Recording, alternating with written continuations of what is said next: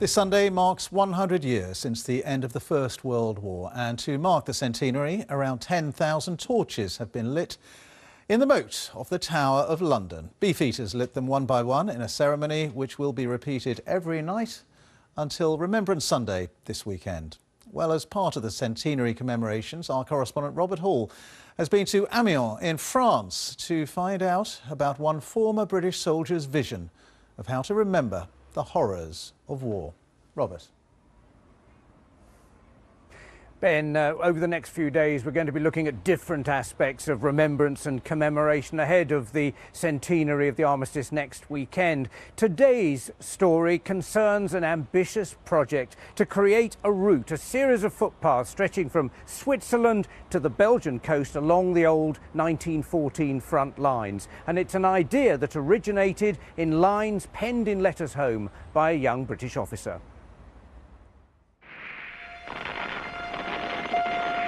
There are graves scattered up and down. The ground is so pitted and scarred and torn with shells and tangled with wire. Alexander Gillespie was 26 when he wrote his last letters home. In the weeks before his death, he began to plan a project that could now become his legacy. My great-uncle was a prolific letter writer. Country File presenter Tom Heap is Alexander Gillespie's great-nephew.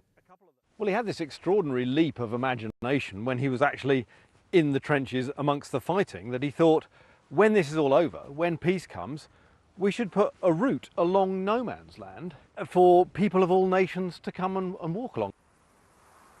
The vision is a network of marked footpaths stretching from the Swiss border to the Belgian coast, tracing the trench lines of the Western Front. That's over 630 miles. That means negotiating with dozens of landowners and local councils. But so far, reaction has been encouraging. From the first moment I heard about the path, I immediately saw how it could work. I think we must widen the ways that we remember the past, because if we don't do that, people will lose interest. This here Vimy monument was sculpted by Walter Alward. High on Vimy Ridge stands this memorial to Canadian troops who fought on the Western Front. Here too, Gillespie's vision has received an enthusiastic welcome. I think it's a great opportunity. I mean, we have so many visitors who come on a pilgrimage to visit, kind of follow the path of their ancestors, and this gives them an alternate route than taking highways and kind of going around about. They can actually walk the Western Front as their ancestors did. Tom Heap believes projects like this provide new ways of connecting with a conflict that's moving further and further into our distant history.